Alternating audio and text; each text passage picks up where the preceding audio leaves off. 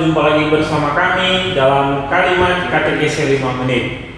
Kalimat kali ini kita akan melanjutkan pembicaraan kita sesi yang kedua, yakni tentang kasih keluarga. Masih bersama dengan saya dan dua orang teman saya, yakni Kristi dan Cecil.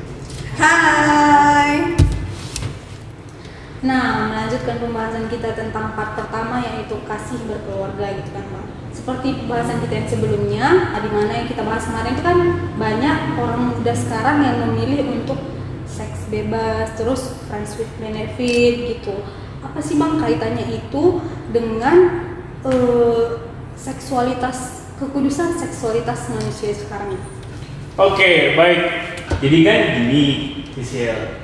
Kita harus memahami bahwa seksualitas itu bukanlah sesuatu hal yang jahat, tetapi seksualitas itu adalah sesuatu yang indah, yang merupakan anugerah dari Allah sebagai suatu tanda cinta kasih antara pasangan dan suami istri. Kita diingatkan kembali para OMK untuk memahami tentang kekudusan, kesucian, hakikat dan martabat kita sebagai manusia, bahwa seksualitas itu adalah suatu anugerah dari Allah. Maka anugerah itu harus dijaga. Dan pelbagai sifat atau mungkin kecenderungan kita yang kita akhirnya kebablasan, jatuh dalam bentuk relasi hubungan yang tidak sehat, itu harus cepat-cepat kita sadari. Harus cepat-cepat kita kembali kepada Allah dan menyatakan rasa tobat dan sesal kita. Nah, tadi kan kita ngebahas tentang hidup berkeluarga ya, Bang. Ada nggak sih jalan kekudusan lain, khususnya untuk orang muda Katolik, selain hidup berkeluarga? Nah, jadi Kristi, itulah yang menjadi pokok pembahasan kita ya, bahwa kasih keluarga yang dimaksudkan itu untuk OMK semakin juga menyadari bahwa keluarga sebagai salah satu jalan kekudusan. Tetapi jalan kekudusan yang lain, yang umum, yang sudah pasti kita tahu, yakni jalan kekudusan menjadi seorang biarawan atau biarawati. Nah, panggilan ini yang harus tetap kita tumbuhkan kepada kita orang muda, menyadari bahwa panggilan untuk menjadi seorang biarawan atau biarawati itu, atau menjadi seorang imam itu harus benar-benar kita persiapkan sejak kita masih muda, dan panggilan itu harus kita tumbuhkan. Nah, Bang, Kristi mau tanya nih, gimana ya kalau semisalkan ada orang muda yang sebelumnya pernah terjebak di pergaulan bebas, tapi pada akhirnya ingin memilih hidup untuk membiara? Nah, itu kira-kira gimana tuh, Bang? Bisa nggak? Nah, jadi gini Kristi, setiap orang dipanggil untuk selalu mendekatkan diri kepada Allah. Karena dekat dengan Allah itu kita dapat menjadi selalu kudus gitu ya.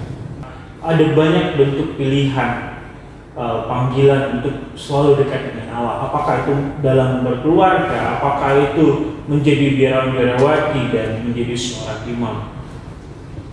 Maka kalau misalnya ada kasus seperti itu, ada seseorang yang ingin menjadi seorang biarawan, biarawati atau menjadi seorang imam, tetapi dia memiliki masa lalu yang begitu kelam mungkin, maka yang perlu harus diperhatikan itu adalah motivasi panggilannya dulu ya. Motivasi panggilannya, apa alasan kuat dia ingin menjadi seorang biarawan atau masuk dalam panggilan kudus tersebut ya.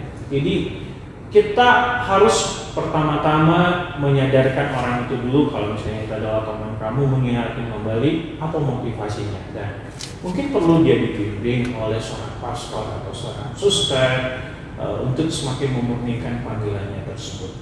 Marilah kita menyadari panggilan kita semua untuk selalu mendekatkan diri kepada Allah, menunjukkan kekudusan hidup itu tiap-tiap hari.